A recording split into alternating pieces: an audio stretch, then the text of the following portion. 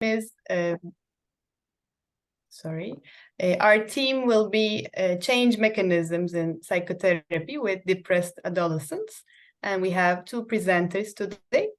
We have Yushi, who will be presenting her study examining the effects of depressed adolescents, pre-treatment personality dimensions of self-criticism and dependency on the therapeutic process.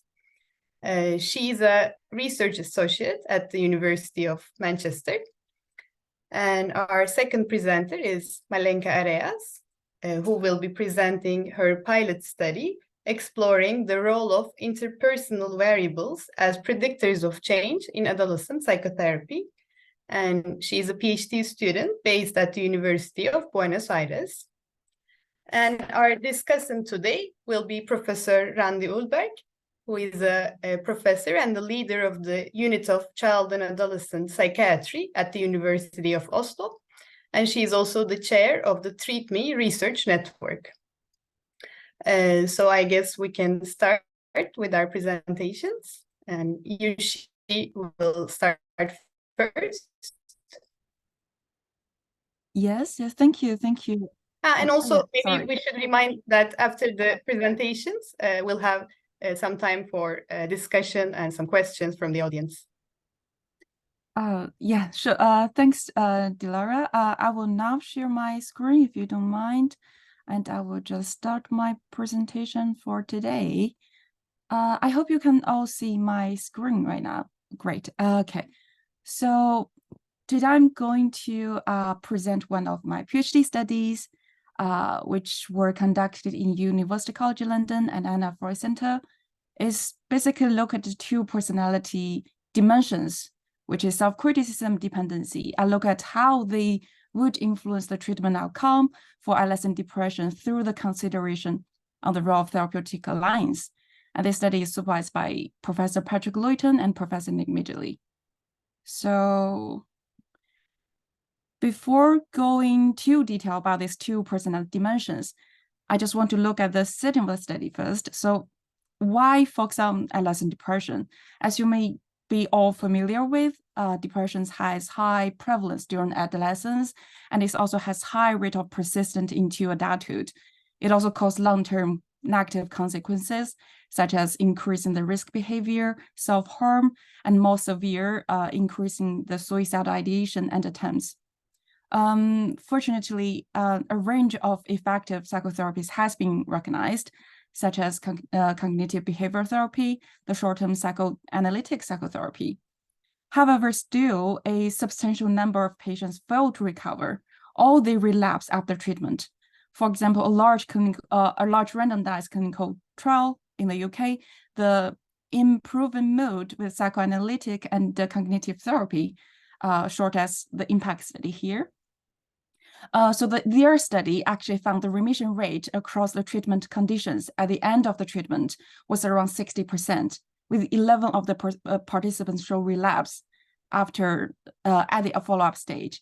So basically, this finding suggests the effectiveness of the psychotherapy is not equal for all young people. So therefore, it is crucial to identify potential predictors for the treatment response. For example, which features or which variables of the individual may influence their therapeutic process and outcome. So under this consideration, we look at two candidate variables, self-criticism, dependency. These two variables both actually reflect maladaptive personality expressions. So self-criticism, it involves an overemphasis on self-definition issues such as self-worth and autonomy, while dependency is actually characterized by maladaptive concerns regarding the interpersonal relatedness. So individuals with self-criticism, they tend to have negative view of self. For example, they may be haunted by the deep-seated feelings of failure, inferiority, unworthiness, or guilt. They also tend to have high standard and engage in harsh self-evaluation. Individuals with dependency, on the other hand, are generally vulnerable to disruptions of interpersonal relationships. They can be fearful of being abandoned. They tend to show insecure about the significant others. So such features also influence their social schema or relational schema, For example, the fear of disapproval and criticism from others can lead individuals with self-criticism to show social impairments, such as they can be mistrust in relationship, they can be social isolated, and experience difficulties in disclosing aspects of their inner life. On the other hand, individuals with dependency, they tend to put considerable efforts into social relationship, even at the cost of self-affirmation. Both cross-sectional and longitudinal study have indicated self-criticism to a less extent dependency are associated with depression, even its first onset. Moreover, evidence from adult study and also our own analysis based on the impact study, which including 455 depressed adolescents, our results both suggest self-criticism was associated with worse treatment outcome. For example, the worst clinical symptoms or more impairment in social and general functioning. And this effect is appeared to across the short-term psychotherapies. On the other hand, dependency, on the other hand, dependency tend to show a weak or rather mixed effect. For example, our analysis based on the impact sample suggests dependency was associated with improvement in general and social functioning during the treatment, but also a tendency to relapse.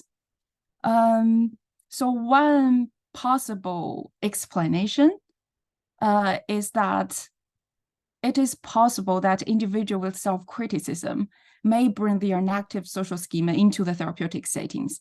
Indeed, if you look at the studies focused on adult samples, you can see the majority of the findings suggest self-criticism is associated with poor therapeutic lines as preserved by the patients.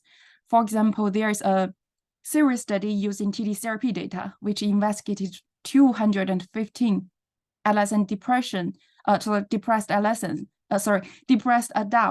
I think it's throughout a 15-week of treatment. And their results suggest within a therapist caseload, patients with higher levels of self-criticism tend to preserve fewer Rogerian conditions from their therapist. This actually implies that self-criticism may interfere with the individual's capacity to preserve a positive emotional bond with their therapist. In addition, the further study using TD therapy data also use independent observers to evaluate patients' contributions to the establishment and maintenance of the therapeutic lines.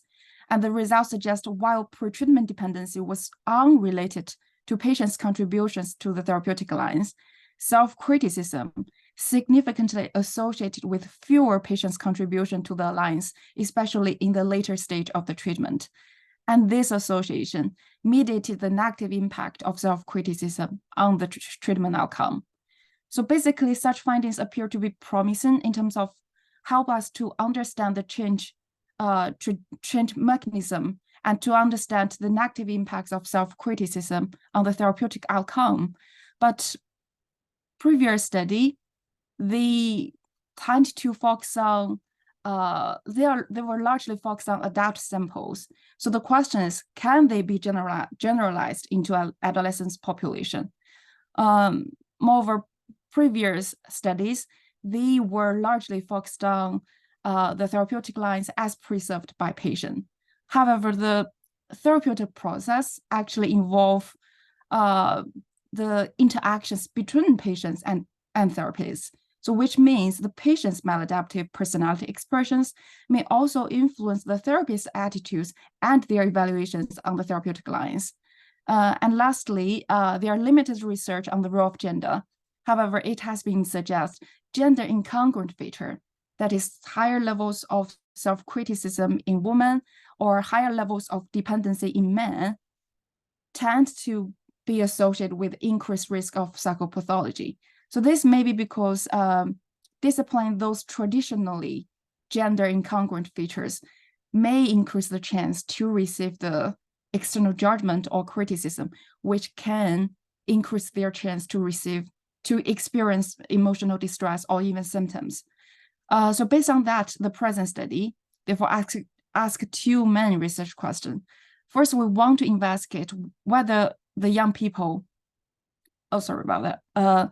Yeah, so basically this study asked two main research questions as shown here. So first, we want to investigate whether young people's pre-treatment self-criticism dependency were associated with the therapeutic lines as rated by both young people and their therapist, and whether the effect of the personality variables were interactive with gender. So secondly, we want to test whether this potential association can explain the relationship between the personality, vulnerability, and the treatment outcome, which essentially testing a mediation model here.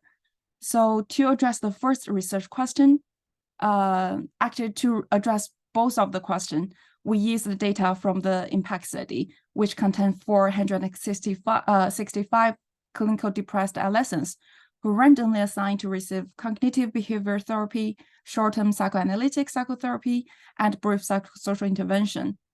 Young people's personality variables were measured at baseline using this DQA, and we confirmed its factor structure using confirmatory factor analysis before conducting our formal analysis. The therapeutic lines was rated by both the young people and the therapist using the working alliance inventory during the treatment at the 3 measurement points. Young people's treatment outcome were reflected by the self-report depressive symptoms, which were measured by using MFQ at all measurement points during the treatment. So higher score in those measurements reflect higher levels of self-criticism dependency, worse depressive symptoms, however, better ratings on their therapeutic lines. To address the first research question, we adopted the growth curve modeling, which is one form of multi-level modeling. So basically, we first model the change trajectory of therapeutic lines across the treatment stages. And then we introduce the personality variables and its interaction terms into the model to explain the change pattern of the therapeutic lines. So the second research question actually involved testing a mediation model. In a mediation model, the mediator is essentially associated with a dependent variable. So first, we test whether the therapeutic lines as rated by both the patients and the therapist can explain the treatment outcome. Again, the growth curve modeling were adopted here. After testing the effect of therapeutic lines on outcome, we finally tested the mediation model, which include the personality variable, the therapeutic lines, and outcome using generalized structural equation modeling. And here are our results. So first, for the therapeutic lines as rated by the young people, its change trajectory appears to fit in a linear model with random intercept and slope, which shown in that solid black line. And this estimated model actually fits in with the observed data as shown in this figure. Only self-criticism showed a significant main effect on the lines, which suggests young people with higher pre-treatment self-criticism tend to have a poorer ratings on their lines. This effect was not interacted with gender and treatment condition, suggests its consistent effect across gender and condition and treatment condition. However, interestingly, self-criticism was also not interacted with the time variable, which suggests its negative effects appears to be stable across the treatment stages. So we have several assumptions about this finding. So it is possible, for example, when entering the therapy, young people with self-criticism may have negative expectations that the therapist can be judgmental or critical. Indeed, I remember if there are several studies based on adult sample, they reported that the adverse effect of self-criticism on the therapeutic lines in the earlier stage of the treatment can be explained by patients' hostility and less positive effect. And moreover, if you think about progress the therapeutic process, because young people with self-criticism, they tend to have harsh self-evaluation. So they may be really sensitive to failure and rejection. So this potentially make them too hard to maintain in the therapeutic lines, or they may be hard to recover from therapeutic ruptures. For example, if we think about to progress the therapeutic work, therapists and youth needs to work together on their vulnerabilities, such as the experiences of failure. This may be perceived as a threat to their sense of self for those young people, which may prevent them to engage with the therapy throughout the therapeutic stage. For the therapeutic lines rated by the therapist, again, we found a significant main effect of self-criticism, but also we found a significant interaction, a three-way interaction among self-criticism, dependency, and gender. To further explore this three-way interaction, we plotted the change trajectory of the therapeutic lines rated by the therapist for 4 groups of boys and girls with a combination of higher and lower self-criticism dependency, which was determined by their mean score and the standard deviation. I know the figure may be confusing, but if we look closely, I can say that there seems to be a gender incongruent features. For example, if you look at the left figure, which is for girls, therapists tend to read the therapeutic lines as less positive when they work with girls with higher levels of self-criticism, regardless of their dependency scores, which shown as these 2 red lines here. And the dependency seems to influence the therapist rating only amongst boys, which in the right figure. So boys with a pure dependency seems to have the highest rating from their therapist, which is the top line here. It is possible that those young people, those boys, they may emphasize the social closeness, and this emphasis may facilitate the therapist's work in connecting with them. And boys with higher levels of both self-criticism dependency, which is a solid red line at the bottom here, this group of boys appear to have the worst rating from their therapist. It is possible that while boys in this group, they have the intense desire to closeness, they may also fear of being judged or criticized by their therapist. This may increase their struggle to rationalize their conflicting kind of internal needs, showing them to have more difficulties in working with their therapist compared to other groups. So while these findings, by the way, I think I write down the interpretation here, but I just talk through them basically. And one thing is, while these findings may reflect the actual difficulties for the therapist in working with those young people, the finding also implies that therapists may be liable to be more sensitive to gender incongruent features. So therapists are therefore suggest to kind of reflect the therapeutic work to minimize the potential bias relating to gender incongruent feature. Last part of the result is about the mediation model.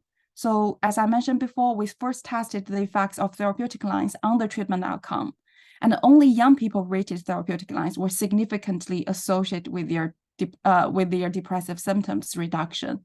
Although it may be because the outcome was patient rated, which may increases the connection. It again stresses the needs to prioritize the young people's perspective and their experiences of the therapist. So based on the results so far, we finally tested the full mediation model, which contains self-criticism, therapeutic lines as rated by the young people, and also the treatment outcome. And a significant partial mediation model were identified. So therefore, our results again suggest the self-criticism can impede the therapeutic process by limiting young people's overall capacity to preserve a positive therapeutic lines, which then kind of leading them to have relatively poor treatment outcome. However, this is only a partial mediation model, so further studies need to look at kind of other variables that can also explain the negative association between self-criticism and outcomes. Although this study have several limitations, such as we need more kind of comprehensive treatment outcome measures from different perspectives. This finding still highlight the detrimental role of self-criticism on the therapeutic lines and the outcome. Therapists are suggested to be aware of the fact that young people with higher levels of self-criticism can be challenged in the therapeutic settings, and they may be hard to maintain in the therapy. So for the research is suggest to test or to investigate therapeutic strategies that can buffer against to the adverse effect of self-criticism on the therapeutic process. So that's all my presentation, and this is the reference list. I will hand over to Malenka, and she will bring a very interesting discussion on how interpersonal factors predict therapeutic changes for depressed young people. Thank you. Thank you so much, Yushi. You can move on to Malenka now. Excellent. So, 1 minute. Okay. So, hi everyone. My name is Malenka. I am a PhD student at Universidad de Buenos Aires in Argentina. And today I will be presenting preliminary analysis of my thesis project. So I'm in this process of doing the research, and I will be very glad to receive comments so that we can still do and edit some things about what we are working on. So I won't go very deep into this because Yushi already helped us and put us in context, but we know that psychotherapy with adolescents work. We know that effects are moderate, and we know that they are not as significant as in adults. So that's why a lot of researchers, such as Yushi, are working on identifying variables which can be meaningful and facilitate change when we work with adolescents.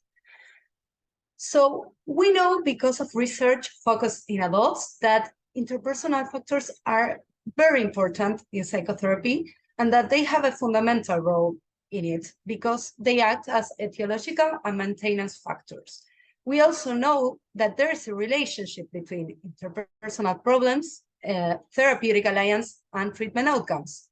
But when we go to research in adolescents, what we find is that most of the research focus on mechanisms of change had been focused specifically on cognitive mediators and cognitive mechanisms, which is why I thought it was very interesting for me to focus on relational mediators, also because we are all social beings, but its socialization is crucial during adolescence. And I felt really interested about how adolescents focus on their relations and how this impacts on their emotions.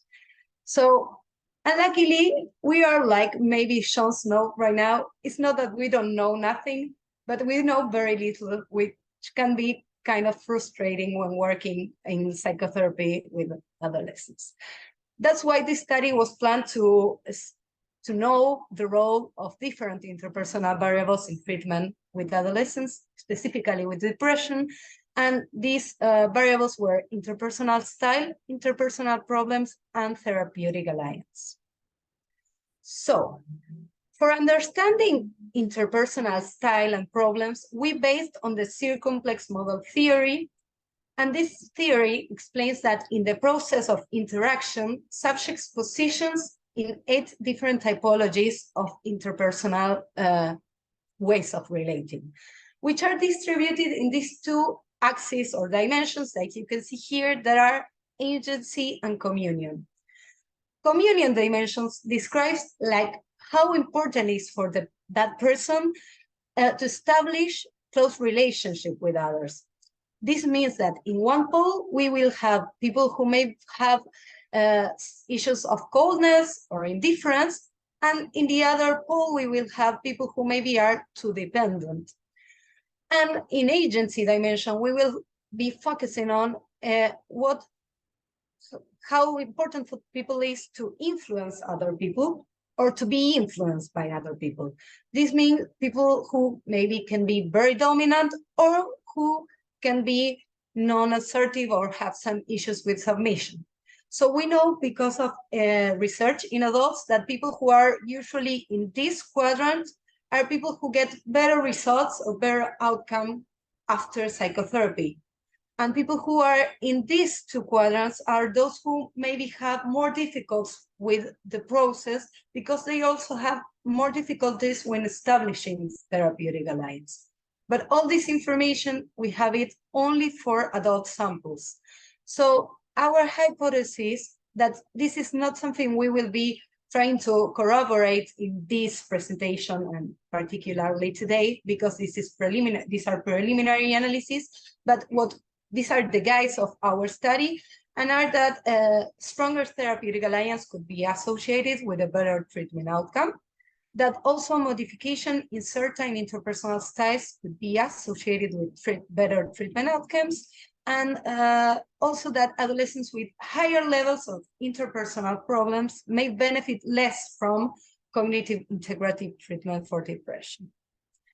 So what we did right now was we started assembling working groups with 2 psychotherapy private centers. So we are gathering data. We started talking with therapists who were going to participate in the study by helping us to collect the data of their patients.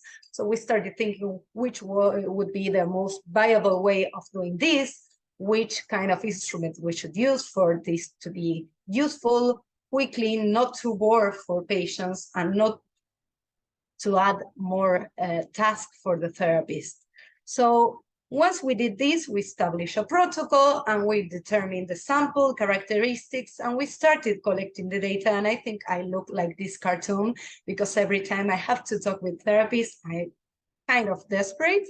So what we are doing right now is every time a patient goes through admission and they meet criteria, that is being between 13 and 19 years old and having a diagnostic of depression, we invite them, therapists invite them to participate. They tell me as the researcher that they will include this patient, and we start collecting data.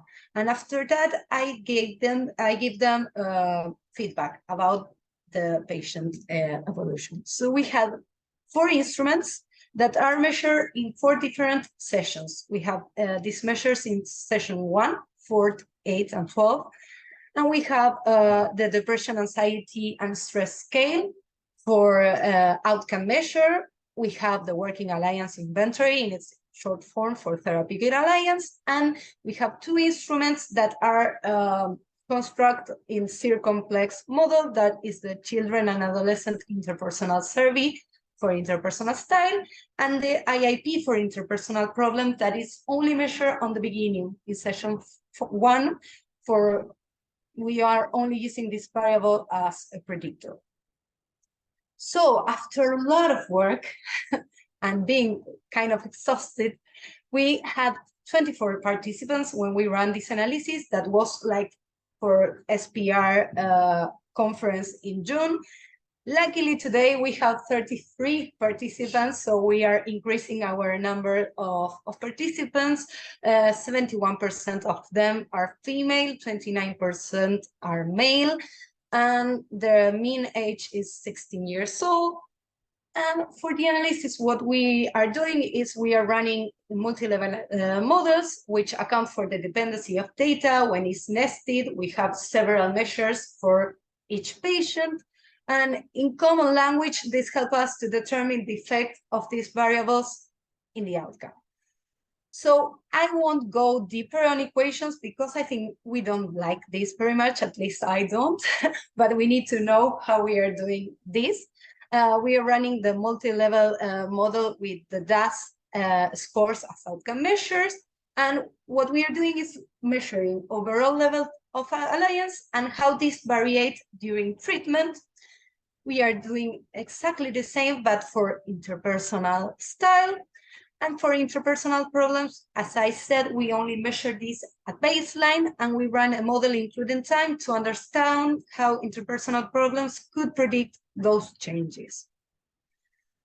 So what we found, just to check the evolution of patients, this wasn't part of the hypothesis, we ran a time as only predictor model, which where we found that there was a significant reduction of symptom severity over the course of treatment, meaning that for each session there was a reduction in the DAS scores.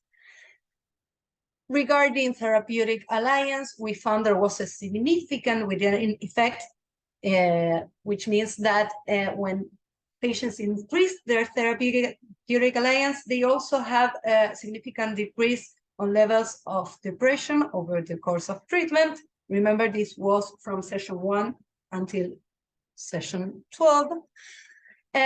We have also a significant effect on communion and agency, on interpersonal style, meaning that when they increase these two axes to the positive pole, also depression levels went down. What this means, like what I was telling on the beginning, it's like the same line of adult research. When people go like through this quadrant, then results seems to be better.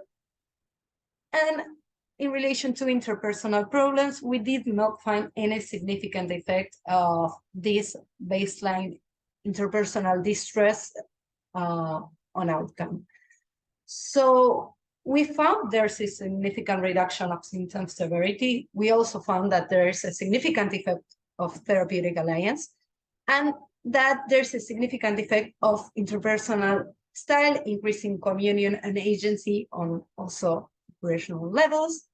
We have a lot of limitations, as this is a preliminary analysis. So starting by the fact that we have only 24 patients when we run this, we are expecting a minimum sample of 60 patients, so that we can also run models, including and controlling by the other variables. Right now, we only run models by the individual models for each variable. We also don't have any therapist measures. As I told, when we started working on this and implementing and thinking the device for recollecting data, there was something about how much time this will take for therapists and for patients, and we didn't want, as this is not that common in Argentina, and it's the first time we are doing something like this, we didn't want therapists to feel like we were asking too much. So we decided to focus on the patient, but we think this would be really interesting, and we are considering to start gathering some data about therapists, because right now we received a small grant from SPR, which means we have money for paying therapists, which can be of help for this kind of activities. And also, as Yushi also said, we have a very scarce previous research about this topic, so we are fundamental working with adult research. So I think it's interesting, like having also other colleagues working in different variables, but I think that they are very related and they can help us to have a better understanding of how this works with adolescents. So I hope I can gather more data so our results are more interesting, and thank you for listening to me. Thank you so much, Malenka. Now we can continue the discussion with Professor Ulberg. Yes, and first of all, I will say thank you, Yushi and Malenka, for great presentations and asking how treatment actually work is crucial, and research on mechanisms in psychotherapy is the kind of research we really, really need. And potentially, you know, it may support clinicians and decision makers in youth mental health. So I think this is really so important, and you're taking on a heavy burden and a huge task to do these kind of studies. And also I must say that I must admit that I find it really difficult, and I always struggle to get a grip of the difference between within subject effects and between subject effects, and to increase the confusion. Very often terms like state-like and trait-like are respectively used. And I think it's really, really difficult. But what both of you managed was to explain the results so they were understandable and they were clearly explained. So thank you very much. Very impressive to do this in a so clear way. I would ask, this is for Malenka. I find it very interesting that you have found that strengthen or weaken within patient alliance and the within patient interpersonal style show impact on the level of depressive symptoms. But I wonder if you maybe, or someone else here, have any thoughts or speculations about why? So more to the discussion. I don't have any answers myself, so I just wonder. Yeah, of course. Well, actually, like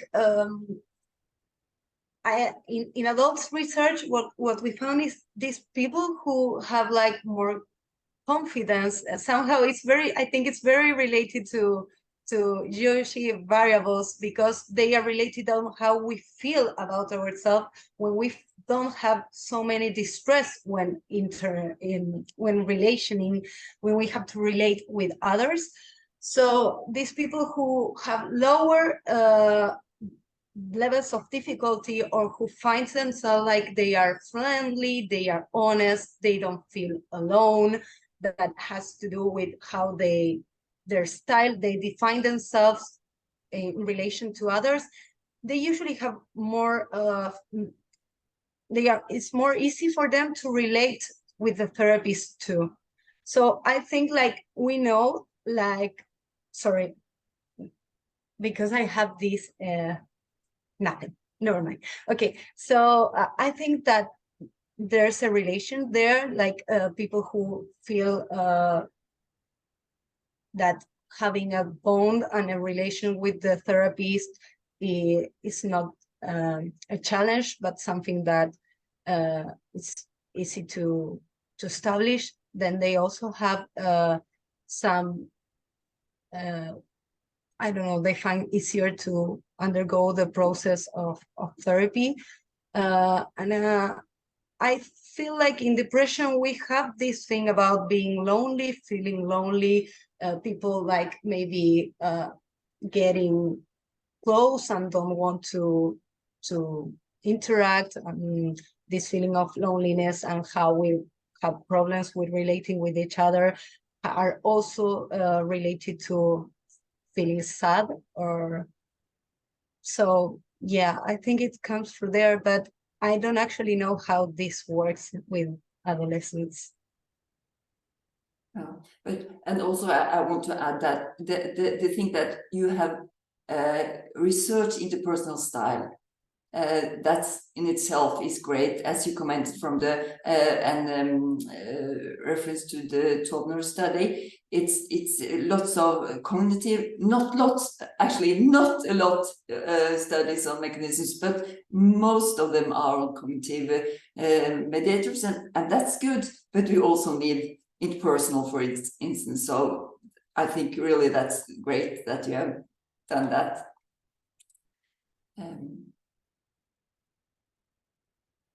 I have a comment to Yushi as well. If anyone else want to say something, have questions, so please. Okay. Yushi, I must admit, your data is from a huge impact study, and where the quality of the sign and the numbers of patients extends all other studies. And I know in new psychotherapy, it's a very, very special study. And the data must be, I must say, it must be wonderful to analyze, and all of us with no access to anything like this can only feel the envy. So you are so lucky that you can use the data from the impact study, and it's really a great study, so lucky you. But you have also done a great job yourself. So as far as I got it, you have included all patients in the 3 arms in your analysis. Isn't that Yes. right? Yes, and your results seem to point in the same direction as the Taubner review, actually. They conclude that the different treatment models may identify similar factors at work that lead to positive therapeutic outcomes. And this means that there are great benefits of taking trans-theoretical approach. And I wondered, do you think that your results support a trans-theoretical approach, or is this something else? Sorry, I think I missed the final points. No, that since you have used all the three therapies with different theoretical background. Yeah. So do you think your studies and your results, since there are no difference between the arms? I mean, it's actually a tricky question that before I conducted the analysis, I actually think about whether I need to focus on one particular treatment arm, or I can just kind of combine all the sample together. So the reason why I'm doing so, like including all the participants in a single analysis, is because when I look at, I did a previous study to look at the effects of both self-criticism dependency on the treatment outcome. And at that study, I found the effect of these personality dimensions actually the same across the treatment condition. So based on the results, I feel like there is no further points to kind of conducting separate analysis according to their treatment modality. But I feel like including them in one whole analysis doesn't mean their underlying mechanism can be similar. I mean, different approach have their different theoretic backgrounds, just as you said. I think that's true. And I think different therapeutic approach may have their kind of, to be honest, I can't answer the question, but it's possible that different therapeutic modality have different approaches, but have the similar results, or they actually have one fundamental thing that works for young people. I can't conclude, but I just want to mention, I also did a qualitative analysis because as you mentioned, I'm so lucky that I can access to the impact data, which have both quantitative and qualitative data.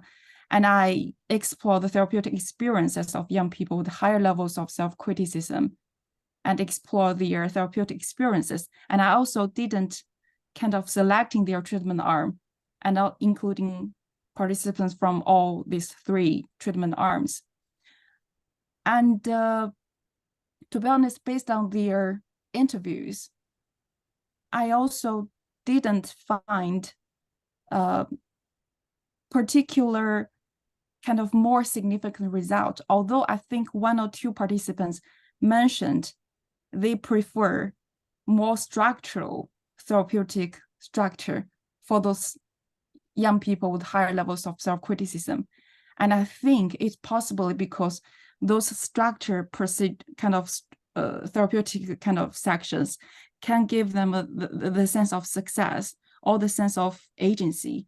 They can foresee what happened in the next section, and they can foresee their improvement, which can kind of enhance their sense of self, which one or two participants mentioned would be helpful for them. And this is the only thing regarding the treatment modality that I found in my PhD. I'm not sure whether it's answered your question, but yes, my current understanding. Great, thank you. I have one more question for you, Yushi. That was about the gender differences, but I don't know if I got it right, that the findings you had about dependence in boys, they seem to differ from the results in adults. And if so, do you have any thoughts about that? It's actually tricky to have a conclusion, like a solid conclusion about the gender role, because in this analysis, I would say the different group analysis is rather to be exploratory analysis because the sample size for boys is really small compared to girls. However, it's really interesting to notice if you look at the young person's perspectives, they would say, well, if I feel high levels of self-criticism, I will have poor ratings on therapeutic lines. So that is the only thing that happened in their therapeutic process based on my based on my analysis.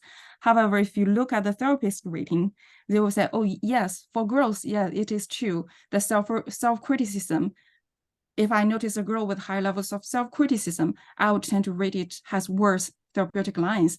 However, for boys, if they have higher levels of dependency, or if they have very levels of dependency, I will have different ratings based on that. So that point I feel is interesting. And I feel like it can suggest therapists may be more kind of sensitive to this traditionally gender incongruent features. They may be more sensitive to girls with self-criticism, and they may be more sensitive to boys with dependency. And if you look at adult study, I would say there's just limited evidence about the role of gender on therapeutic lines. The majority of the findings based on the role of gender on clinical symptoms.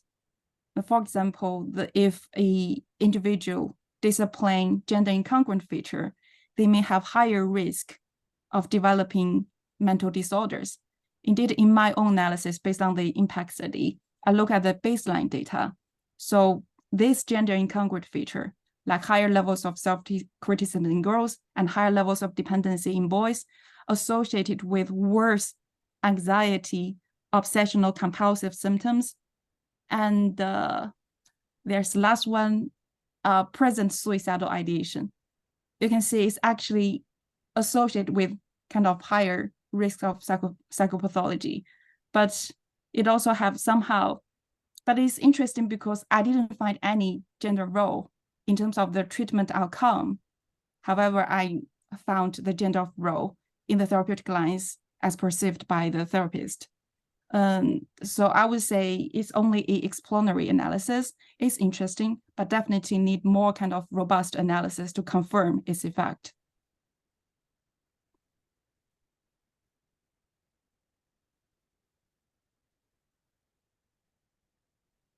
Maybe now we can take some questions from the audience, if anyone wants to make a comment or ask something to our presenters.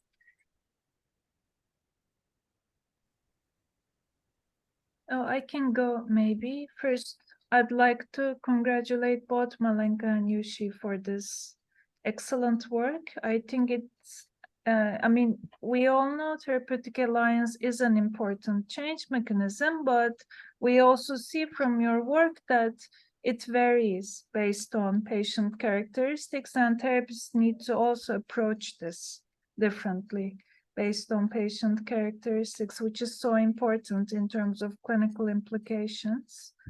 I have one question to Yushi, actually following what Randi brought up in terms of group differences, treatment group differences, that I don't remember in the impact study, was there a difference in terms of the level of therapeutic alliance across different treatment groups?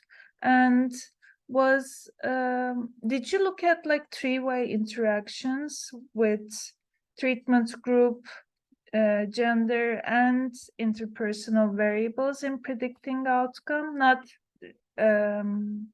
breaking up the sample, but looking at interactions with treatment group? Thanks. It's a really important question. Like to answer the first question, even though I didn't conduct the analysis on the therapeutic lines per se, but I remember there are previous published paper using the impact data saying the therapeutic lines actually has differences across the treatment condition. Mm-hmm. I think the short-term psychoanalytic psychotherapy has the significant worse therapeutic lines compared to other treatment condition. However, the treatment outcome was similar across the three treatment conditions, which from my interpretation, I would say that's probably suggesting even though short-term psychoanalytic psychotherapy has the worst therapeutic lines in this sample, they can still showing the similar treatment outcome for the young people, which I found could be from my understanding, it could be a positive result for short-term psychoanalytic psychotherapy. And for my own analysis, I did the three-way interactions of personality expression, treatment condition, and gender. However, it's non-significant. I would say it's possibly because of it's just because including too many independent variables trying to explain the effect. So yeah, but based on my current analysis, personality expressions has its effects, but it appears to be across the treatment condition. Yeah. I guess supporting the trans-theoretical point Yes. that Randi brought up. So Yes, and it's also actually showing up in, sorry. I just said fascinating. Thank you. Thank you. But I just want to add that this kind of consistent effect is actually consistent with findings in adult samples.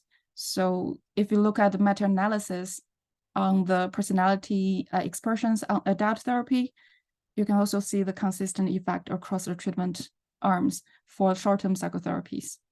Yeah.